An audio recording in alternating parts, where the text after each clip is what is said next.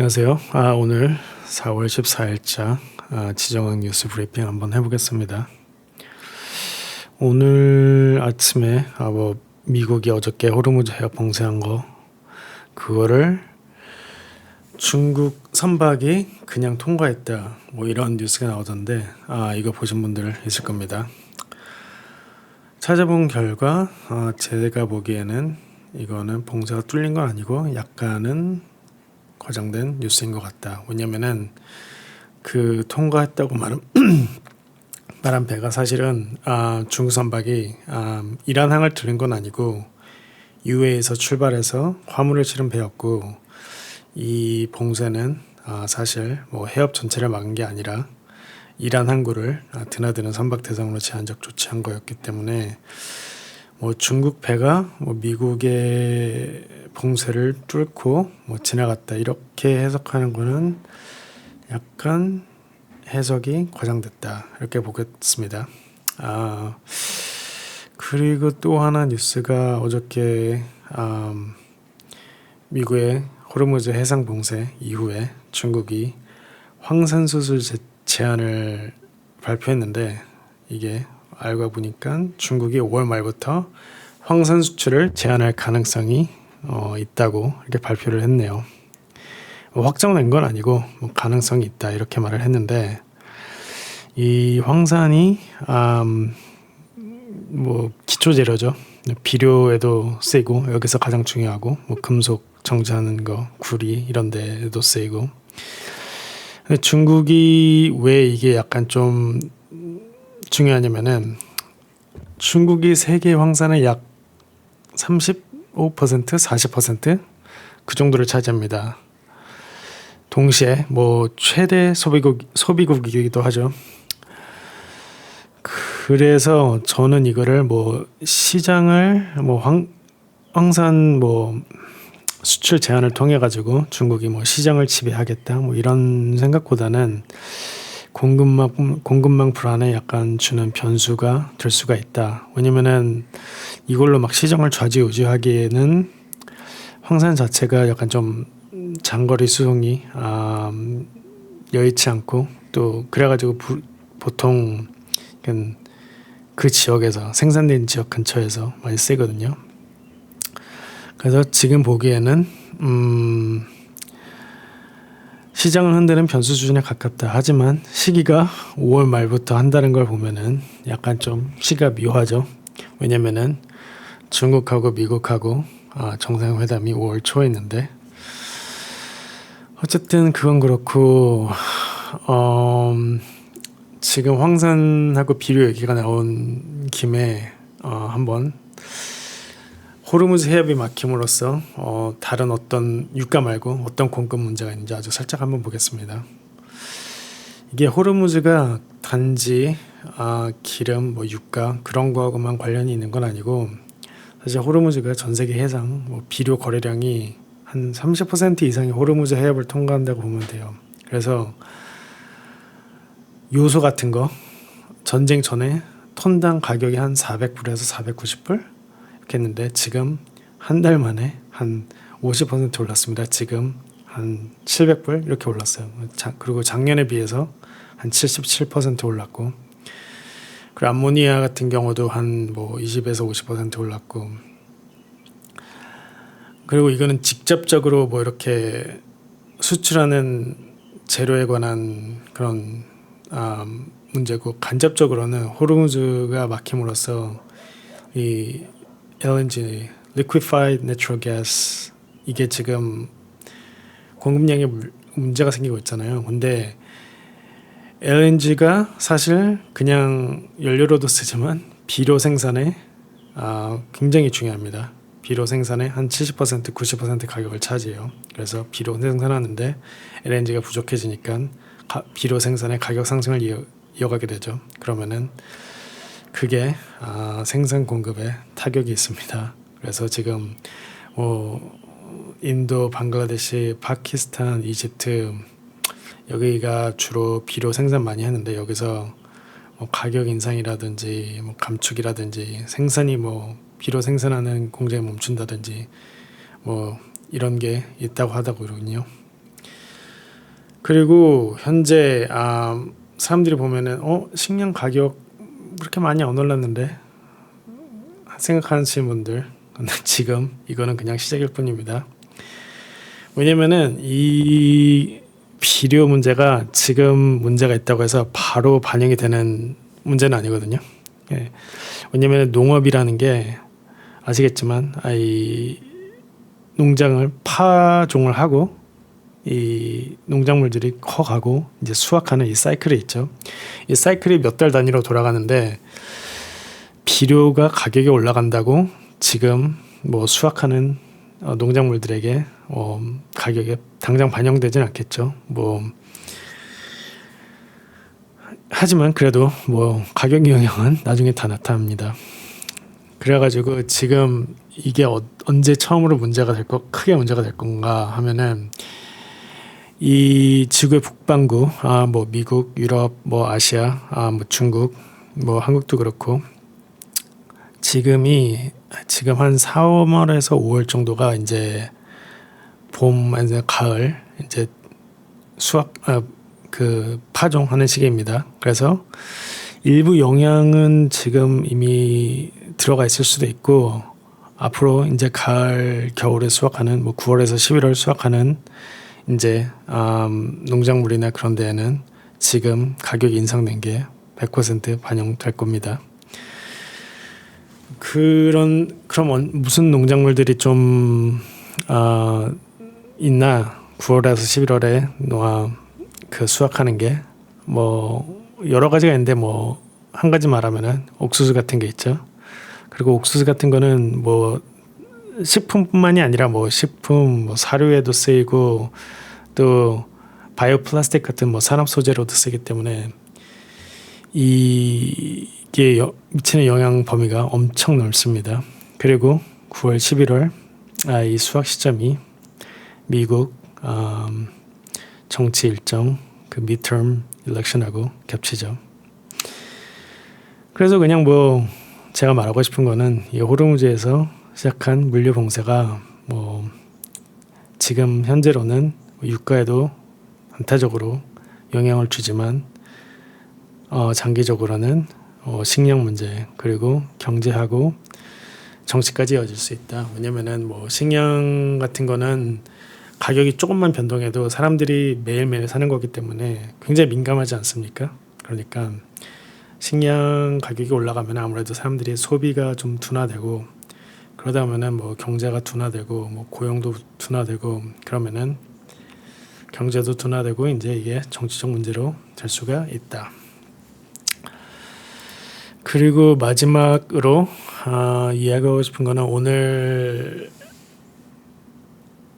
이란하고 미국하고 지금 전쟁하는 거 협상 중에 핵 문제에 관해서 약간 좀 평행선을 그리고 있다. 입장이 평행선을 그리고 있다 하는데 일단 한번 각자 입장이 어떤지 한번 보겠습니다.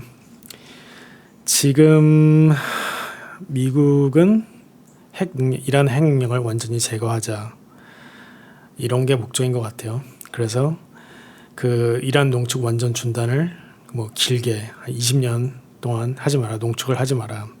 그리고 이란이 지금 갖고 있는 우라늄 제고분 그것도 우리가 가져가겠다. 반출하겠다.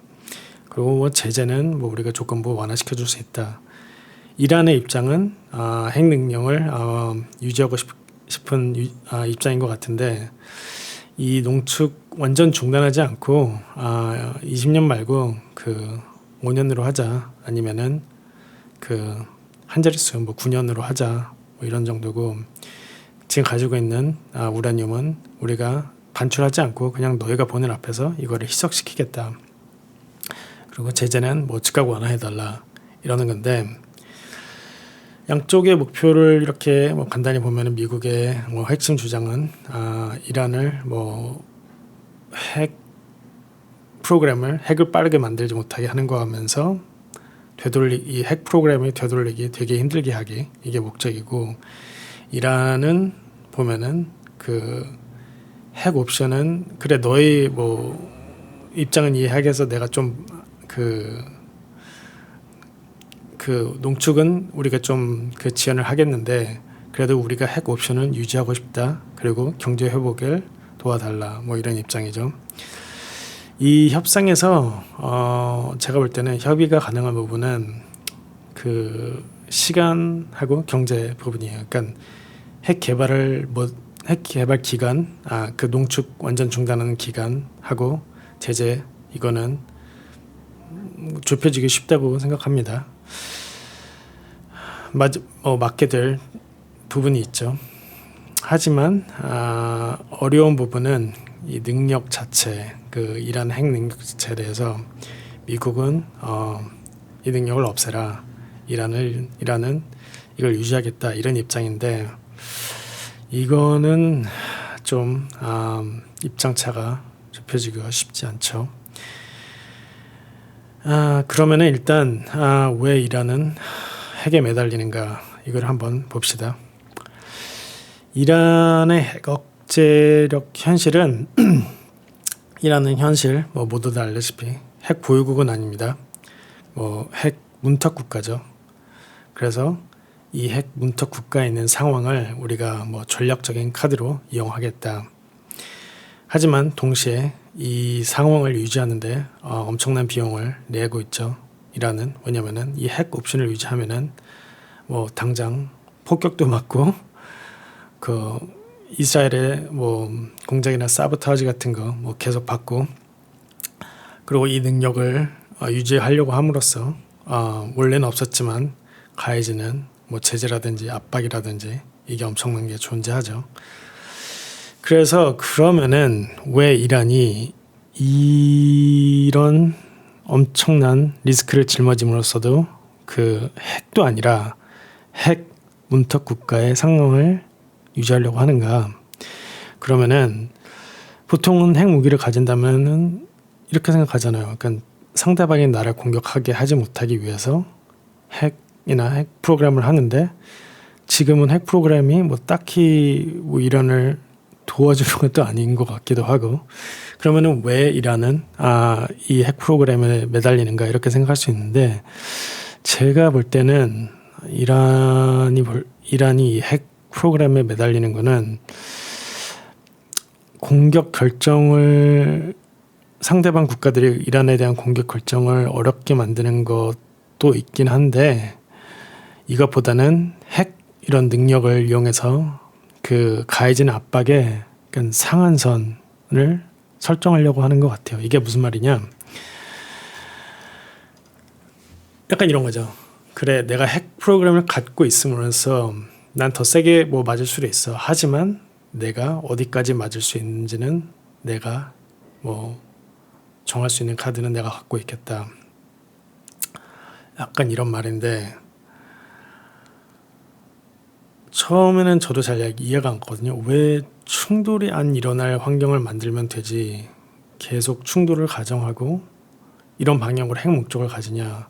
아니 핵을 내주고 폭격이나 제재나 다 풀어지고 그러면은 오히려 그게 더 좋은 거 아닌가 생각을 했는데 예전엔 그렇게 생각을 했는데 이란에 대해서 이제 좀 공부해보고 하다 보니까 이란은 이 충돌 자체가 피하기 쉽지 않다고 그냥 충돌은 불가피하다고 생각하는 것 같아요. 그러니까 이란은 압박은 거의 어떻게 하든 계속 온다 이렇게 생각을 보고 있는 것 같습니다. 그래서 이왕 이렇게 압박이 오는 거 우리가 아주 상한선은 진짜 마지막선은 정할 수 있는 카드를 갖고 있겠다 이렇게 생각하는 것 같은데 왜 이란이 압박이 계속 온다고 생각을 하는가? 이거는 여러 가지 이유가 있습니다. 일단 이란은 체제 자체가 이란 혁명 이후 완전한 국가 정책성이 반미, 반서방 이런 거죠. 그래서 이거는 정책의 문제가 아니라 정체성의 문제입니다. 이거는 쉽게 바꿀 수도 없고 충돌이 일어날 수밖에 없어요. 그리고 이란이 반이스라엘 노선을 가지고 있죠. 그래가지고 주변 세력 레바논이나 가자 이런 데서 영향력을 가지기 때문에 이스라엘은 이란을 뭐 존재적으로 위협으로 인식하게 되고, 그러면은 뭐 핵이 없어도 긴장은 뭐 유지될 수밖에 없죠. 그래서 충돌이 뭐 필연적으로 있다 이렇게 할 수도 있고, 이란은 중동에서 뭐 저항의 축 같은 지역 세력, 뭐 비국가 세력도 있잖아요. 뭐 프락시들, 뭐 후티나 뭐 여러분들 시리아에서도. 그렇기 때문에 미국이나 동맹 세계에서는 이란을 약간 불안정 유발하는 쪽으로 보고, 이거는 이란에서도 쉽게 포기할 수 없기 때문에 뭐 충돌은 필연적이다 이렇게 생각하고, 또 과거 경험, 또 이란은 여러 가지 제재 뭐 됐다가 풀어졌다가 또 깨졌다가 뭐 여러 가지 경험을 많이 했죠. 그러니까 이란에서는 약간 뭐 우리가 뭐를 해도 뭐 압박은 어차피 들어온다 이렇게 생각하고, 어차피 충돌은 불가피하다 뭐 이렇게 생각하는 것 같아요. 그래서 기본 전제가 어차피 이란은 충돌하고 압박은 뭐 필연적이다. 그래서 전략이 약간 압박을 완벽하게 피하는 상황, 그거를 추구하는 것보다 압박을 그래도 어느 정도 관리하려고 그런 전략으로 가는 겁니다. 그래서 그런 압박을 관리하려고 하면은 핵 프로그램 카드, 그거는 그래서 핵 프로그램을 쉽게 포기 못하는 거죠. 그러니까 어떻게 보면 핵 능력은 이란한테 압박을 없애는 카드가 아니라 압박의 범위와 한계를 제한하는 카드다 이렇게 볼 수 있습니다. 그럼 지금 상황에서 이란은 호르무즈라는 카드가 새로 생겼는데 굳이 뭐 핵? 뭐 이렇게 생각할 수 있는데, 호르무즈하고 핵은 뭐 커버하는 범위가 다르죠. 호르무즈는 굉장히 강한 전략적 무기이지만 어떻게 보면 핵보다도 더 지금은. 근데 이거는 경제 압박 카드고, 핵은 어차피 있을 압박에서 뭐 도와줄 수 있는 생존 뭐 억지로 카드죠. 그리고 어차피 한 가지 또 중요한 게, 이스라엘한테는 핵무기는 굉장히 중요한데 호르무즈는 그 영향력이 좀 제한적입니다. 그래서 호르무즈가 엄청나게 강력하지만 뭐 일정 부분 핵을 대체 못하죠. 그러면은 협상으로 돌아가서 이거는 미국과 이란이 미국이 올 때 이란의 핵 능력 자체를 인정하느냐 아니냐, 아니면은 쌍방이 서로 능력 자체를 서로 어디까지 양보할 수 있냐, 여기로 가게 되는데, 다시 돌아가서 보면은 이란이 핵이 필요한 전제 조건 상황, 뭐 충돌은 필연적이다. 여기를 약간 건드리는 그 방향으로 가면은, 그러니까 충돌이 필연적이 않은 쪽으로 가게 되면은 이란이 핵 능력 자체에 대한 집착도 뭐 좀 줄어들 수 있게 되죠. 하지만 지금 상황에서, 지금 협상에서 거기까지 갈 거라고 보지는 않습니다. 뭐 일단 이형 어떻게 될지는 모르죠. 근데 일단 뭐 여태까지 진행된 것만 보면은 거기까지 갈 거라고는 잘 모르겠고, 그리고 이 갈등을 조장하는 충돌이 일어날 수 있는 구조를 건드린다는 거는 어떻게 보면 그 협상이 굉장히 여러 가지, 핵 문제뿐만이 아니라 뭐 지역 세력이라든지 뭐 충돌이 있을 만한 그런 부분까지 건드리는 거기 때문에 여러 조건이 이 핵에 관련되게 되면은 그러니까 협상 난이도가 굉장히 올라가죠. 예를 들어서 핵 협상하고 뭐 지역 영향력 또 이스라엘 문제까지 같이 엮어서 하면은 이 핵 협상 자체가 지속이 불가능해질 수도 있습니다. 그래서 어떻게 보면 제일 깔끔하게 문제를 이란이 핵이 필요한 문제를 건드리는 것보다 그냥 핵만 따로 놓고 관리하는 게 깔끔하긴 한데 그러면 핵만 따로 보고 깔끔하게 다른 방법은 없는가? 제 생각에는 이란이 핵 프로그램을 계속하면서 계속 커지는 충돌 위협을 과연 이게 이란한테 계산이 맞나? 이거를 우리가 감당할 가격이 맞나? 그걸 계산하게 만드는 것도 좋다고 생각합니다. 그러니까 즉 이란이 과연 우리가 핵이 필요한가? 이런 생각을 만들어 보게 하는 방식으로 가는 게 좋다라고 생각하는 거죠.